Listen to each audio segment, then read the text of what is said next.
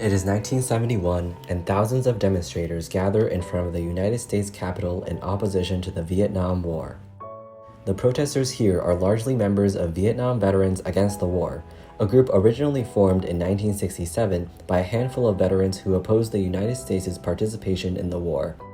Membership numbers of the group grew rapidly to 20,000 by 1971 when this photograph was taken. Vietnam Veterans Against the War aimed to educate Americans at home about the unjust nature of participating in the war from their first-hand experiences.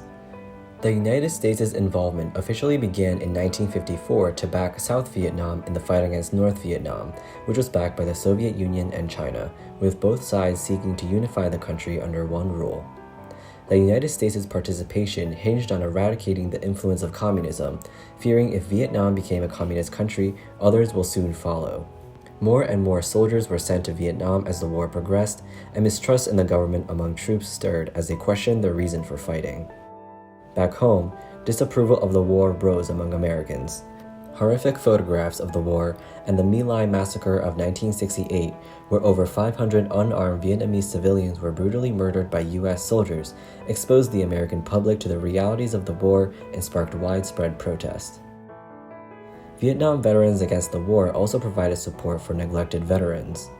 According to the Veterans Administration, rates of suicide, divorce, alcoholism, and drug abuse increased among Vietnam veterans, and many suffer from post-traumatic stress disorder, yet many veterans receive little government support upon returning home. The Vietnam War and the civilian response divided Americans.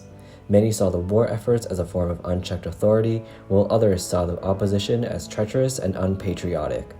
Yet regardless of one's stance, it is undeniable that the war left a dark impact on all who were involved, moving many Americans to voice their discontent to their elected representatives in power.